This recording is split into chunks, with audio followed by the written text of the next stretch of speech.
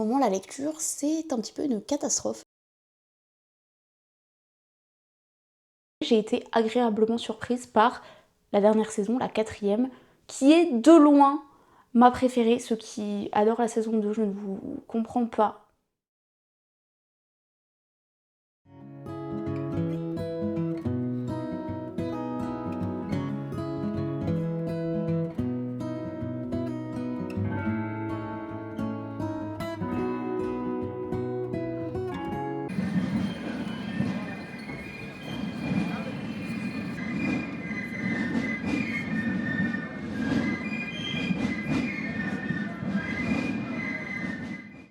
Bonjour à toutes et à tous et bienvenue dans cette nouvelle vidéo. Aujourd'hui on se retrouve pour un vlog. Vous l'avez vu hier soir, j'étais au carnaval de Bâle, qui est vraiment une institution dans la région. Là on est jeudi et je voulais vous emmener avec moi quelques jours dans ma vie de doctorante, en sachant que nous sommes en vacances, donc la fac est fermée. Je suis passée hier à la bibliothèque pour rendre des livres, histoire que je sois pas trop en retard.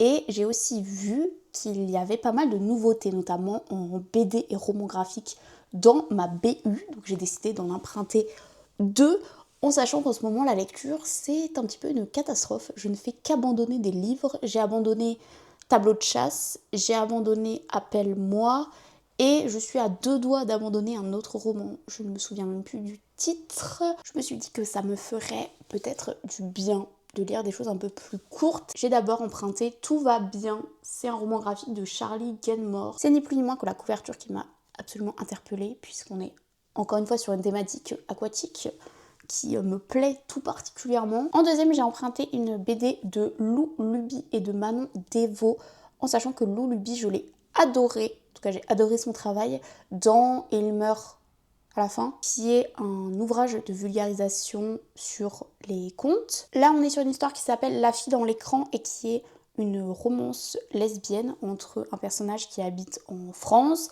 et un autre qui habite à Montréal. Donc il y a la thématique des relations à distance. Est-ce qu'on peut tomber amoureux à travers un écran? C'est le titre de la BD. Donc voilà, je me dis que dans ces prochains jours, ce serait pas mal que je puisse lire un petit peu. En ce qui concerne la thèse, le dernier vlog, et d'ailleurs le tout premier vlog thèse, date du mois d'octobre ou de novembre.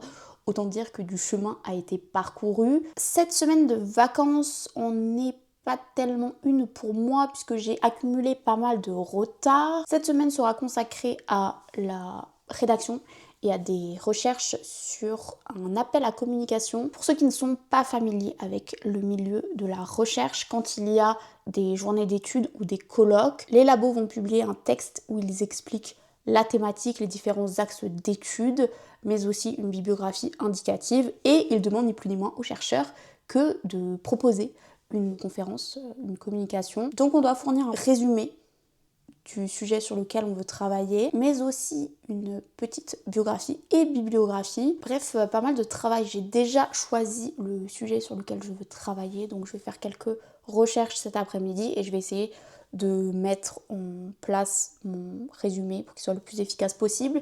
Ce qui est un petit peu compliqué, c'est que quand tu rédiges un résumé, il faut déjà que tu sois assez avancé dans ta recherche pour savoir ce que tu vas démontrer. Et pourtant, on te demande de pas trop aller dans les détails et de faire quelque chose d'assez synthétique.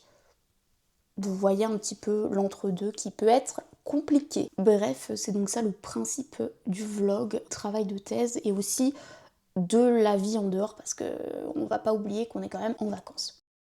Pour cette communication, j'ai décidé de travailler sur le rôle de la citation littéraire dans la construction du matrimoine ou d'un canon littéraire plus inclusif. J'ai sélectionné un poème qui fait partie de mon corpus de recherche de thèse et mon but ça va être de lister toutes les références implicites ou explicites à d'autres œuvres ou d'autres auteurs. Et la chose dont on se rend rapidement compte, c'est que cette poétesse, elle a décidé de citer explicitement une autre poétesse et tout au long du poème, on va avoir des références beaucoup plus implicites à des auteurs qui sont très connus, notamment Goethe ou d'autres romantiques allemands. Qu'est-ce qui explique ce traitement différencié? Quels sont les procédés et les rhétoriques mises en œuvre? C'est toute la question que je me pose.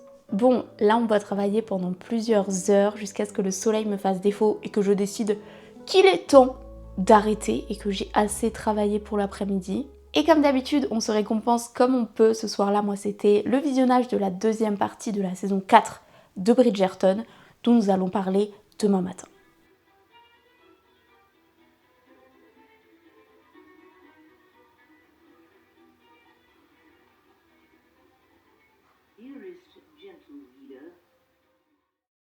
Nous sommes vendredi et il est l'heure du débrief de la saison 4 de Bridgerton.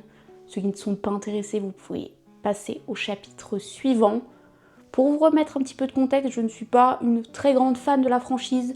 Je n'ai même pas lu les livres et j'ai commencé la série après tout le monde. Je passe généralement un bon moment ou un moment moyen pour la saison 3 qui m'a beaucoup déçue, mais j'ai été agréablement surprise par la dernière saison, la 4e, qui est de loin ma préférée. Ceux qui adorent la saison 2, je ne vous comprends pas. J'aime les costumes, j'aime l'ambiance, j'aime les intrigues de cour et les histoires d'amour. J'aime aussi le fait qu'on recrée les hits du moment version orchestrale, version plus classique. D'ailleurs, je trouve que cette saison a été particulièrement gâtée en remix absolument iconique. Celui de Taylor Swift et celui de Charli XCX étaient absolument incroyables. Et j'ai beaucoup aimé cette saison déjà parce que c'est une réécriture, une réadaptation du conte Cendrillon. Étant une spécialiste et m'intéressant tout particulièrement aux réécritures de mythes et de contes, j'avais de quoi faire. J'ai trouvé les personnages féminins particulièrement bien écrits et particulièrement mis en valeur dans cette 4e saison, notamment avec le personnage de Violette, mais aussi de Francesca et de Sophie. On pourrait aussi parler de Hyacinthe et Héloïse. En fait, tous les personnages féminins, à part Pénélope. J'ai bien aimé aussi le fait qu'on parle beaucoup plus des classes sociales inférieures. Enfin, je veux dire, les Bridgerton, c'est le haut du panier. Et on a l'habitude de voir des personnages qui sont nobles. Alors là, d'avoir beaucoup d'intrigues sur les servantes et les personnes qui travaillent pour ces riches familles, c'est super intéressant. Ajouter une dimension beaucoup plus sociologique et politique à l'intrigue de Cendrillon, c'était très bien vu. Et ça a été très bien fait. Bon, évidemment, à la fin, on n'a pas du tout une remise en question de ces normes établies, enfin pas complètement, puisque tout est bien qui finit bien. Au final, Sophie est à moitié noble et ils la font passer pour complètement noble. Parce que vous vous rendez compte, si un garçon de bonne famille se mariait avec une servante, ce serait un scandale absolu. J'ai trouvé que cette saison 4 abordait des thématiques très intéressantes, notamment au sujet des personnages féminins. On a le deuil, le thème de l'infertilité, du mariage, du remariage. On parle beaucoup de désir féminin, que ce soit par des personnages plus jeunes, mais aussi plus âgés comme la mère de famille. Je sais que beaucoup de gens en ont parlé sur les réseaux sociaux, mais ça fait du bien de voir une représentation de personnages féminins qui n'est plus dans la fleur de l'âge, mais qui pourtant a des histoires d'amour, a une sexualité épanouie et est montrée à l'écran comme désirable. C'est absolument essentiel d'avoir ce type de représentation. Et comme je vous l'ai dit, même si ça ne renverse pas vraiment l'ordre établi, parce qu'on est quand même dans une société très puritaine, très guindée et très normée, mais c'était plutôt cool et rafraîchissant. J'ai hâte de découvrir la suite. Je ne sais pas si ce sera sur Francesca et Héloïse. Pour ma part, j'aimerais beaucoup que ce soit sur Héloïse parce que la romance de Francesca me semble un petit peu malvenue maintenant. En fait, j'ai pas aimé qu'on associe les difficultés que Francesca rencontre avec une possible homosexualité. Pour moi, ça n'a absolument rien à voir et c'est deux intrigues qui auraient pu être bien différentes et portées par des personnages différents. Mais bref, ça reste toujours un très bon moment. N'hésitez pas à me dire si vous avez regardé la dernière saison dans les commentaires et ce que vous en avez pensé. Et nous, on se retrouve tout à l'heure. Cet après-midi, mon programme a un petit peu changé. Il y a quelques mois, j'avais tourné un épisode de podcast avec Anaïs. Un épisode bien long mais bien intéressant sur les contes. Seulement, elle vient de me prévenir que les fichiers avaient été corrompus. Aussi, nous devons retourner l'intégralité du podcast aujourd'hui. C'est pour ça que j'ai mon gigantesque micro. Elle devrait arriver dans 2-3 minutes. Mais ça me permet de vous montrer une autre facette du métier de chercheur qui est tout l'aspect promotion et vulgarisation de sa recherche. Alors oui, ce podcast, je le fais dans le prolongement de ma chaîne YouTube, mais c'est aussi un bon outil marketing pour pouvoir parler de mes recherches à un plus grand auditoire et surtout des non-spécialistes. Et là encore, on est sur une autre difficulté, c'est-à-dire tout l'aspect vulgarisation, le fait de rendre intelligible un public qui n'y connaît pas grand chose, des recherches qui sont parfois très poussées et très niches. Ok, j'aime beaucoup et je pense que c'est mon deuxième et mon troisième compte préféré après La Petite Sirène, c'est La Petite Fille aux Allumettes que j'adore et aussi Barbe Bleue.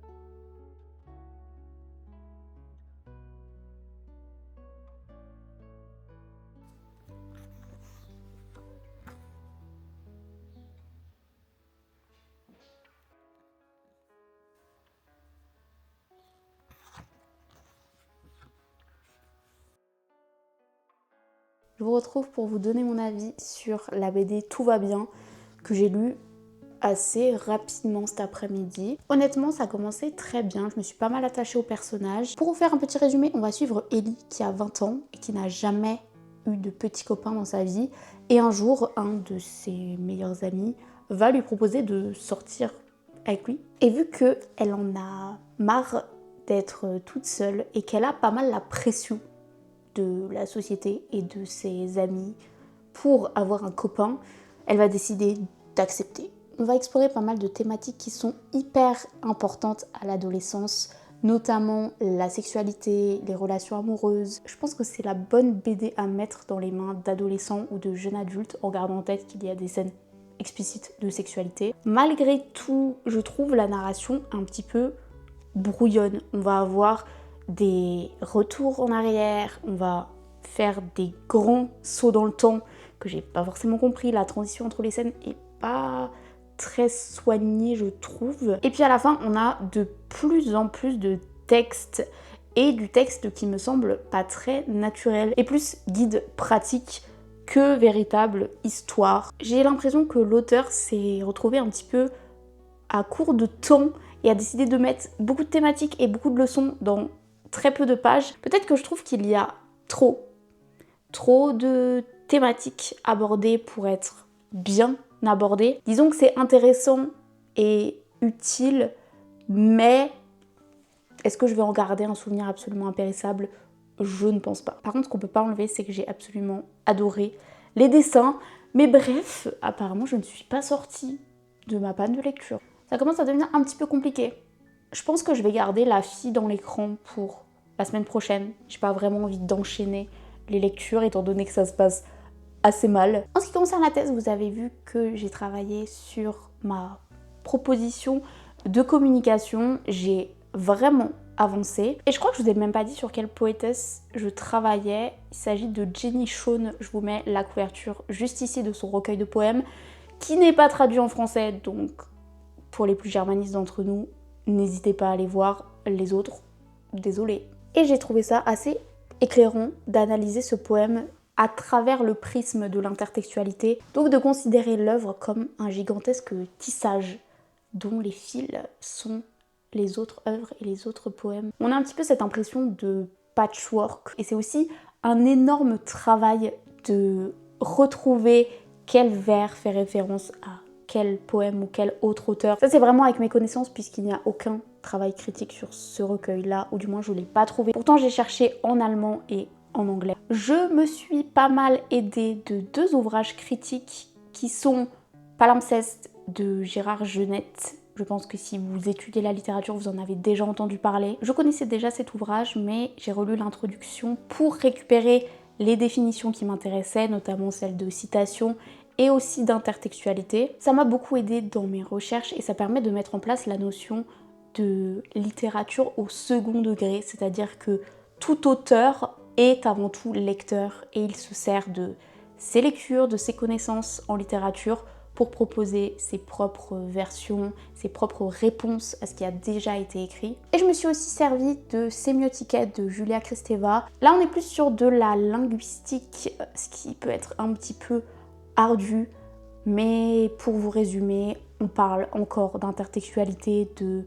discours multiples, des choses comme ça. Du coup là j'ai toutes les notes qu'il me faut. Je pense que la semaine prochaine je vais rédiger mon résumé en sachant que ma directrice m'a envoyé des exemples pour que je puisse voir à peu près à quoi ça ressemble. Le but ça va être de présenter le sujet, la problématique, mais aussi mes outils et le corpus que j'utilise. Bon là ça va être hyper facile parce que je ne travaille que sur un poème. Et en même temps, vu que la communication ne dure que 20 minutes, je me voyais pas ajouter plus de texte parce que sinon on va passer trop vite sur chaque exemple et je trouve ça assez dommage. Surtout que dans le poème de Jenny Shawn, on a vraiment tout ce qu'il faut. Une citation explicite, une dédicace, des références implicites. Bref, j'ai l'impression d'avoir quand même très bien choisi le texte sur lequel je voulais travailler. Et ça va aussi m'aider à avancer sur ma thèse, puisque c'est une œuvre qui fait partie de mon corpus d'études. Petit rappel ou petite indication pour ceux qui ne me suivent pas d'habitude et qui n'ont pas vu mon premier vlog thèse. Moi, je travaille sur les réécritures du mythe de la Lorelai et ce poème de Jenny Shawn en est une. Je travaille pas seulement sur de la poésie, mais aussi sur des nouvelles, des romans plus ou moins contemporains, voire très très contemporains, puisque oui, je travaille sur des œuvres de romantaisie. Comme quoi la recherche littéraire, c'est très très vaste et on peut s'occuper de plein de textes différents et pas forcément des classiques hyper anciens, hyper fumeux. Ça peut être au final très proche de nous et de ce qu'on connaît. Et je me suis rendu compte que je n'avais même pas fait de plan de conclusion. Aussi, j'espère que cette vidéo vous aura plu. On se retrouve bientôt dans une prochaine. D'ici là, je vous souhaite de très très belles lectures, une bonne soirée et une bonne journée. Et je vous dis à bientôt. Salut!